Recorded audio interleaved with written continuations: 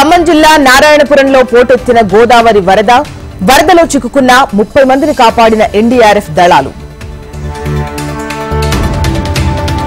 పోలవరం ఏజెన్సీలో ఉధృతంగా ప్రవహిస్తోన్న కొండవాగులు, వరద ఉధృతికి కొట్టుకుపోయిన లారీ. తెలంగాణ అసెంబ్లీ సమావేశాల నిర్వహణకు సన్నాహాలు, 10 రోజుల పాటు బడ్జెట్ సమావేశాల నిర్వహణపై కసరత్తు. తెలంగాణలో మొదలైన రైతు రుణమాఫీ, రైతుల కళ్లల్లో ఆనందం చూడాలన్నదే ప్రభుత్వ లక్ష్యమన్న సీఎం రేవంత్ రెడ్డి. రుణమాఫీతో రాష్ట్ర వ్యాప్తంగా రైతుల సంబురాలు, మాట నిలబెట్టుకున్న సీఎం రేవంత్ కు పాలాభిషేకాలు. రుణమాఫీ నిధులు ఇతర అప్పులకు జమ చేయొద్దు, బ్యాంకర్లను ఆదేశించిన డిప్యూటీ సీఎం భట్టి.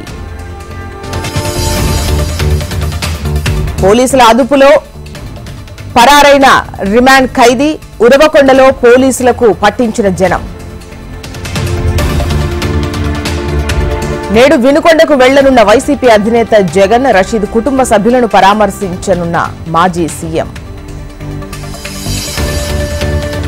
మాచర్ల మాజీ ఎమ్మెల్యే పిన్నెల్లి రామకృష్ణారెడ్డికి కోర్టులో చుక్కెదురు, పిన్నెల్లికి బెయిల్ ఇచ్చేందుకు నిరాకరించిన court.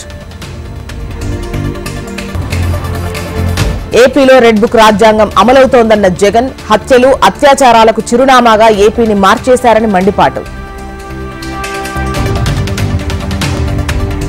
Toll వసూలుపై national highways authority మార్గదర్శకాలు జారీ, ఫాస్టాగ్ స్టిక్కర్ లేకుంటే రెట్టింపు టోల్ వసూలు చేయాలని ఆదేశం. ఏపీ రావణ కాష్టం అవుతుంటే చూస్తూ ఊరుకోం, వినుకొండలో జరిగిన హత్య ఘటన అత్యంత దారుణమన్న షర్మిల. టీడీపీ నేతల ప్రోద్బలంతోనే వైసీపీ కార్యకర్తలపై దాడులు చేస్తూ రాక్షసానందం పొందుతున్నారని ఎంపీ మిథున్ రెడ్డి విమర్శ. ఏపీలో 17 యూనివర్సిటీలకు ఇన్ఛార్జ్ వీసీల నియామకం, వీసీలను నియమిస్తూ ఉత్తర్వులు జారీ చేసిన గవర్నర్. ఇప్పటి వరకు 4 శ్వేతపత్రాలు విడుదల చేసిన ఏపీ ప్రభుత్వం, శ్వేతపత్రాలు అసెంబ్లీలో విడుదల చేయాలని నిర్ణయం.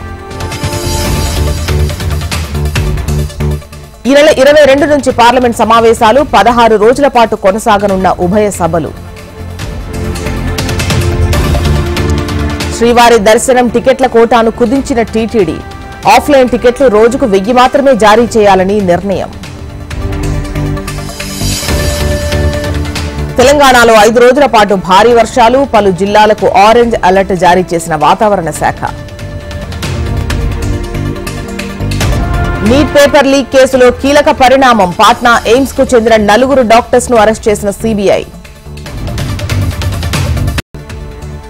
అమెరికా అధ్యక్షుడు జో బైడెన్ కు కోవిడ్ పాజిటివ్ ప్రకటన రిలీజ్ చేసిన White House. Cricketer Hardik Pandya విడాకులపై వదంతులకు తెర, నటాషాతో విడాకులు తీసుకున్నట్లు ట్విట్టర్లో పాండ్యా వెల్లడి. శ్రీలంక పర్యటనకు జట్లను ప్రకటించిన బీసీసీఐ, వన్డేకు రోహిత్ శర్మ, టీ20లకు సూర్యకుమార్ యాదవ్ కెప్టెన్లుగా ఎంపిక.